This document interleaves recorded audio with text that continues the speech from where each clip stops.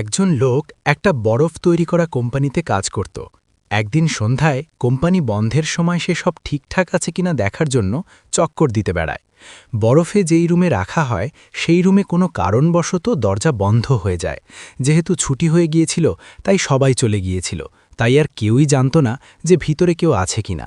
তাই সে মনে মনে ভাবতে শুরু করল, হয়তো ২-৩ ঘন্টা বাদে তার শরীর বরফে পরিণত হবে, তখন মৃত্যু তার দোরগোড়ায়।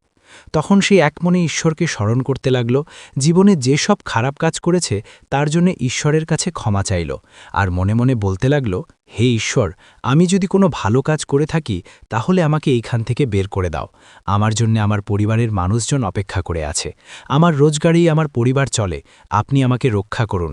এই কথা বলে সে কাঁদতে থাকে আর দরজা ঠক ঠক করতে লাগল। এমন সময় চৌকিদার আওয়াজ শুনতে পেয়ে দরজা খুলে দেয়।